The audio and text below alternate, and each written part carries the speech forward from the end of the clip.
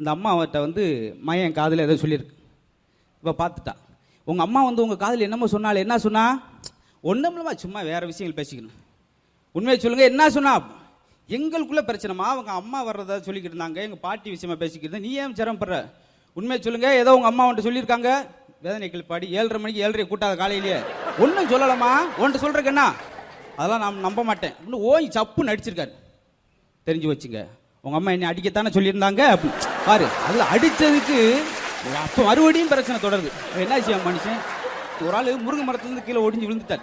தூக்கிட்டு வந்து ஹாஸ்பிட்டலில் போட்டாச்சு. டாக்டர் பார்த்துட்டு சொல்கிறார், நான் என்னென்ன பண்ணி பார்த்தேன், முடியல, இறந்துட்டார்.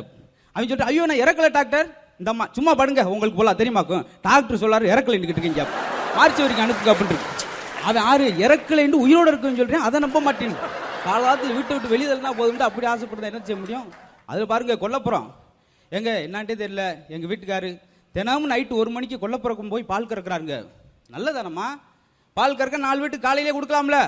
அதுலங்க நாங்கள் மாடை விற்று 3 மாதம் ஆச்சு. சும்மா போய் கறந்துக்கிட்டு இருக்காரு, வரட்டு சொல்லி கற்பனையிலே தூக்க மயக்கத்திலே திண்டா என்ன செய்ய முடியும்? அது நடக்கும். கார் புதுசாக வாங்கின காரை வீட்டுக்கார் ஓட்டி போனார், ஆக்சிடென்ட் ஆயிடுச்சு. அதெல்லாம் ராசி லைட் சொல்லி மாற்றிட்டேன். காரையா இல்லை வீட்டுக்கார பாருங்க, அது ஒரு 2 வீலர் மாதிரி நினச்சிட்டு இருக்கா. 40,000 பொருள் மாதிரி அவாட்டு அசால்ட்டா ட்ரெஸ்ஸை மாற்றுற மாதிரி மாற்றிருக்கா அந்த அம்மா. புறம்போக்கணும் தானே சொன்னேன் அவன் வைப்பா. அதுக்கு ஏன் சங்கடப்படுற? சும்மாரியா எவனும் புறம்போக்கணும் அவன் போய்ட்டு வளைச்சு போட்டுற போகிறாங்க. ஏன்னா புறம்போக்குனால அப்படித்தான் இருக்கு. ஒரு எம்எல்ஏ எல்லாம் புறம்போக்கு இருக்கான், எனக்கு சொந்தம் சொல்லி இழுத்துட்டு போயிருக்காரு பாவம். அவன் பதறி கிடந்திருக்காங்க.